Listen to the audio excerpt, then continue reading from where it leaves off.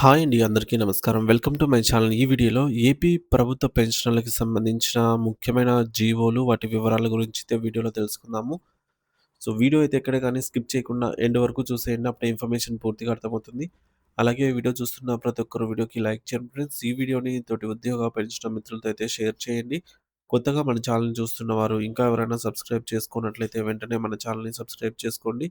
So, దీని ద్వారా నేను చేసే లేటెస్ట్ వీడియోస్ అన్నీ మీ వరకు రీచ్ అవుతాయి. ఇక ఆలస్యం చేయకుండా వివరాల్లోకైతే వెళ్ళిపోదాము.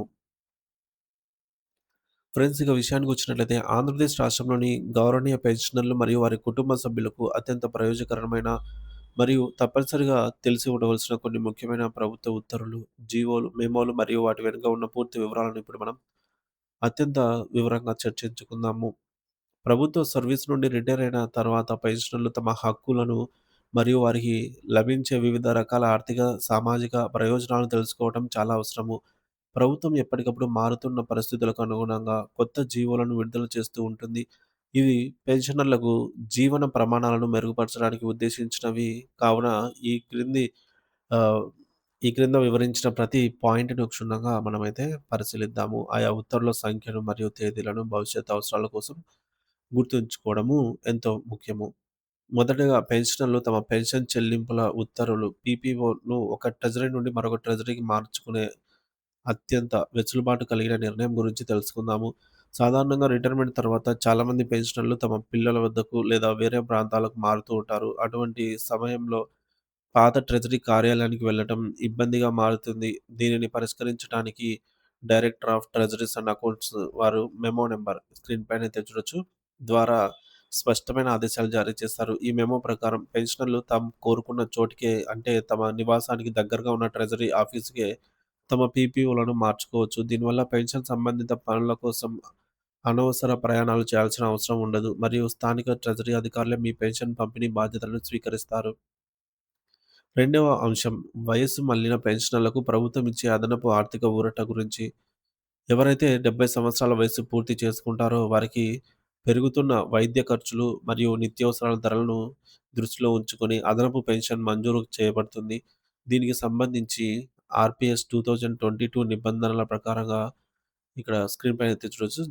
GO MS number 30 dated on February 22, 2022న విడుదల చేశారనమాట. ఈ జీవో ప్రకారంగా 70 ఏళ్లు దాటిన పెన్షనర్లకు మరియు ఫ్యామిలీ పెన్షనర్లకు వారి బేసిక్ పెన్షన్‌లో నిర్దేశిత శాతం అనగా అదనంగా కలుస్తుంది.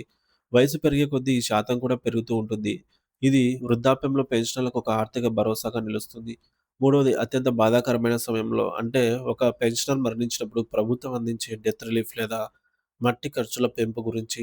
గతంలో ఈ మొత్తం అనేది రూ. 15,000గా ఉండేది. కానీ ప్రభుత్వం దీనిని రూ. 25,000కు పెంచుతూ GOMS number 60 dated on July 6, 2022న విడుదల చేసింది. అంత్యక్రియల నిర్వహణకు అయ్యే ఖర్చులు విపరీతంగా పెరగటం వల్ల బాధిత కుటుంబానికి తక్షణ ఆర్థిక సహాయం అందించాలనే మానవతా దృక్పథంతో ప్రభుత్వం ఈ నిర్ణయం తీసుకుంది. పెన్షనర్ మరణించిన వెంటనే నామినీ లేదా వారసులకు ఈ మొత్తాన్ని చెల్లించడం జరుగుతుంది. అలాగే దీనికి అదనంగా అనుబంధంగా నాలుగో పాయింట్ గమనిస్తే పెన్షనర్ జీవించి ఉండి వారి భార్య లేదా భర్త మరణించినా కూడా అటువంటి సందర్భాల్లో మట్టి ఖర్చులు చెల్లించాలని సెప్టెంబర్ 26, 2023న మెమో జారీ చేశారు. దీనివల్ల పెన్షనర్లకు తమ జీవిత భాగస్వామి అంత్యక్రియల సమయంలో కొంత ఆర్థిక వెసులుబాటు కలుగుతుంది. ఐదవ అంశం, సామాజిక భద్రతకు సంబంధించినది. ఎవరైతే పెన్షనర్లు నెలవారీ ఆదాయం రూ. 10,000 లోపు ఉంటుందో వారు కూడా బియ్యం కార్డులు పొందడానికి అర్హులని ప్రభుత్వం ఉత్తర్వులు ఇచ్చింది.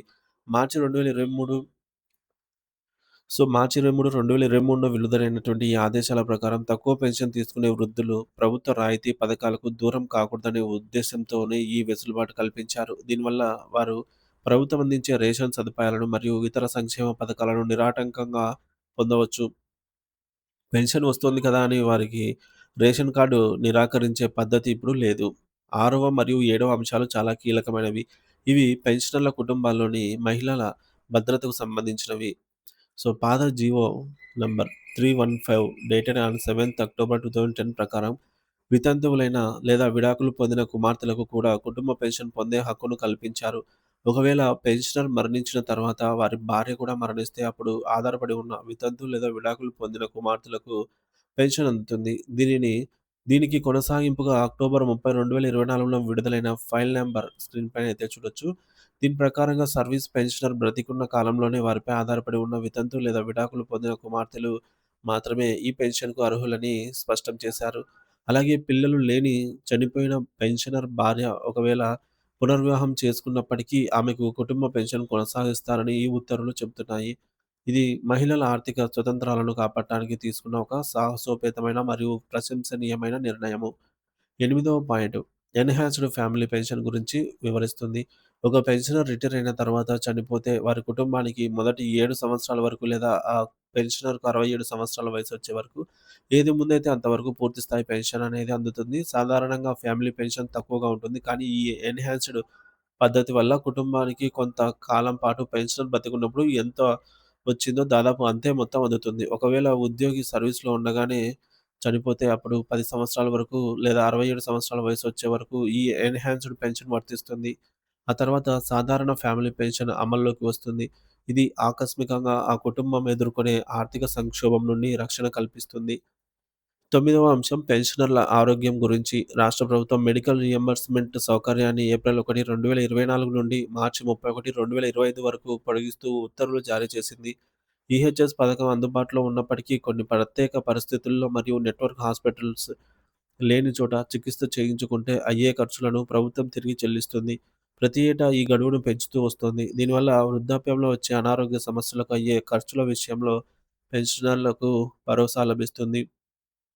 చివరగా 10వ పాయింట్ పెన్షనర్ల ఆత్మగౌరవానికి సంబంధించినది. రాష్ట్ర ప్రభుత్వం రిటైర్డ్ ఉద్యోగులకు మరియు ఫ్యామిలీ పెన్షనర్లకు చెల్లించే కనీస పెన్షన్ మొత్తాన్ని రూ. 10,000కు తగ్గకుండా ఉండాలని నిర్ణయించింది.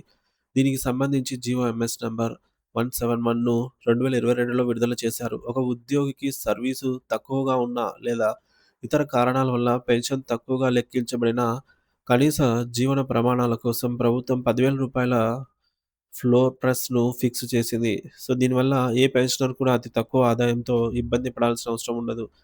ఇక చివరగా చెప్పాలంటే ఆంధ్రప్రదేశ్ ప్రభుత్వం పెన్షనర్ల సంక్షేమం కోసం ఇలా అనేక రకాల చారిత్రాత్మక నిర్ణయాలనైతే తీసుకుంటూ ఉంది. మరి పైన పేర్కొన్న జీవోలు మరియు వాటి మెమోల వివరాలను మీరు ఒక డైరీలో నోట్ చేసుకుంటే ఏదైనా ఆఫీస్‌లో మీ పనులు ఆగిపోయినప్పుడు లేదా మీ హక్కుల కోసం అధికారులను ప్రశ్నించాల్సి వచ్చినప్పుడు ఈ సమాచారం అనేది మీకు ఆయుధంగా పనిచేస్తుంది. ప్రభుత్వం జారీ చేసిన జీవో కాబట్టి. సో, ఈ వీడియోనైతే తోటి పెన్షనర్ మిత్రులతో షేర్ చేయండి ఫ్రెండ్స్. తద్వారా అందరూ అవగాహన అయితే కలిగి ఉంటారు. ప్రభుత్వం ఇస్తున్న ఈ ప్రయోజనాలను సద్వినియోగం చేసుకుంటూ రిటైర్మెంట్ జీవితాన్ని ప్రశాంతంగా మరియు గౌరవప్రదంగా గడపాలి ప్రతి ఒక్కరు అనైతే ఆశిస్తున్నాము. Thank you for watching this video.